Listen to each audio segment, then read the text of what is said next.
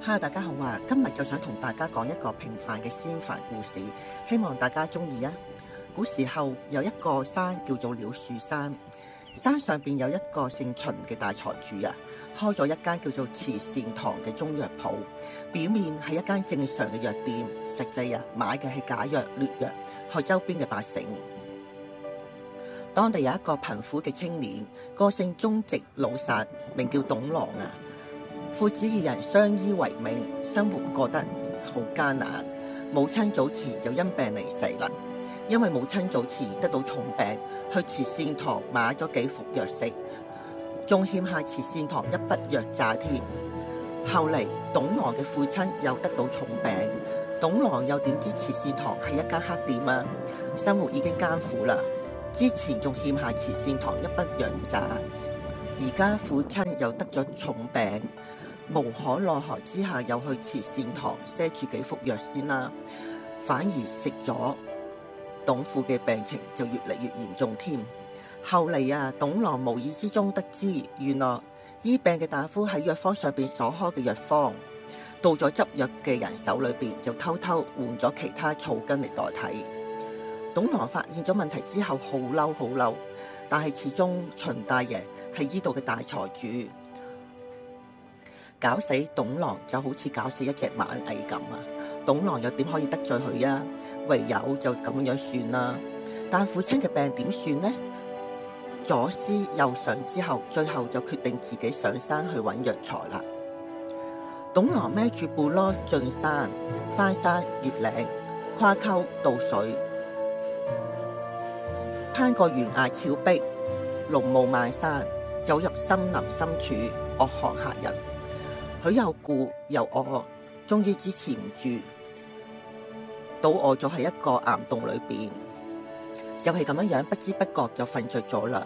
喺睡夢之中，夢見自己瞓咗一個花瓣鋪嘅床上邊，特別柔軟，非常舒適。面前仲企咗一個年輕嘅白衣姑娘，面目俊秀，身材苗條，十分動人。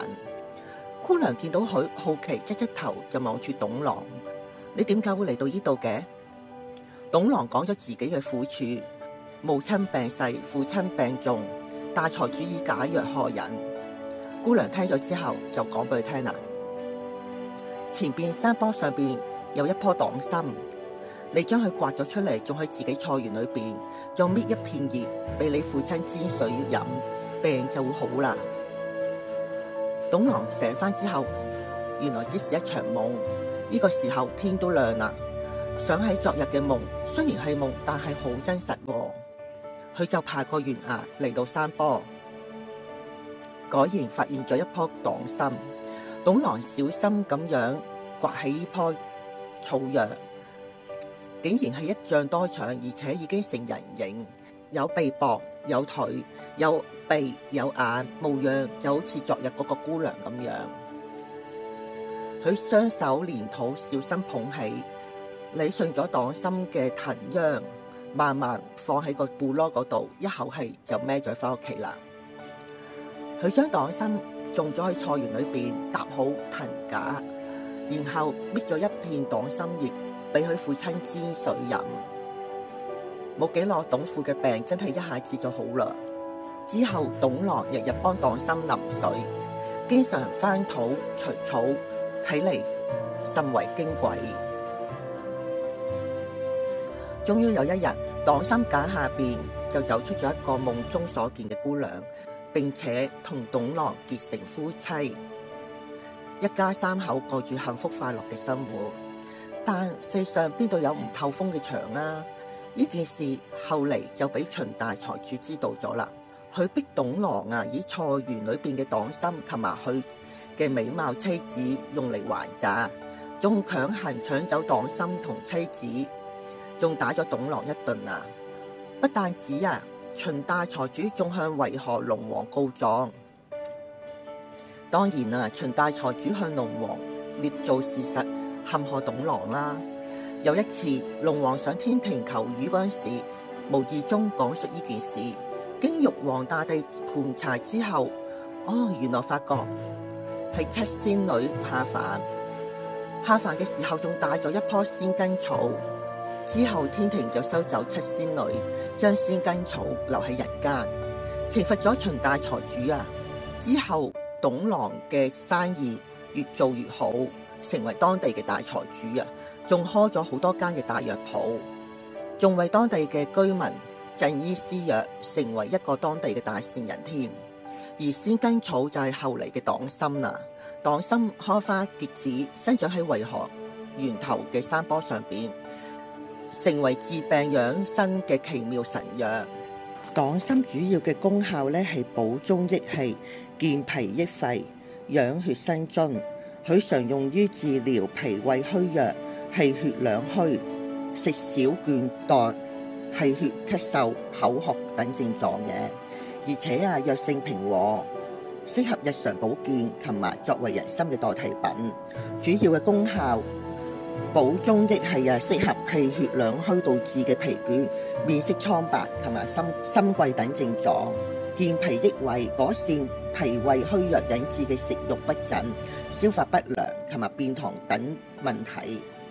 益肺生津，用於肺氣不足引致虛喘、咳嗽以及氣津兩傷嘅口渴、內熱、燒渴呢啲症狀。滋陰養血，對於女性嚟講有助補血啊，改善氣血兩虛引致嘅不適。有啲乜嘢人係唔適合食黨參嘅呢？體質偏熱啦，而且係患上感冒初期同埋外感風寒呢個時候咧就唔可以服用啦，以免有助熱邪。高血壓患者啦，高血壓患者都要小心食用，如果食用過多嘅話咧，就會導致血壓升高啊。過量服食更加唔好添，因為過量服食咧就會引致心悸啦、頭痛、煩躁呢啲症狀。如果你食咗白蘿蔔嘅話咧，就唔好食黨參啦，因為黨參咧有破氣嘅作用喎。咁我今日咧就介紹幾款黨參嘅湯水俾大家。黨參淮山枸杞湯，咁裏邊有黨參啦、淮山啦、枸杞同埋瘦肉或者雞肉可以一齊煲，適合補氣去濕。第二款咧就係北芪黨參烏雞湯啊，適合產後婦女調養身體嘅。黨參可以補血啦，烏雞又可以滋陰補血喎。第三款咧就係黨參白術茯苓湯，針對濕氣較重、脾胃功能較差嘅人士啊，可以幫助健脾利濕。最後一款咧就係黨參北芪排骨湯啊，適合鼻敏感人士，有助舒緩流鼻水，增加免疫力。我呢個頻道咧係一條冇流量嘅頻道啊，如果大家睇到我呢條片嘅最後，睇到我呢段說話嘅話咧，不妨俾個讚好我啊，留翻10零字嘅留言，同埋幫我分享出去，我就感激不盡啦。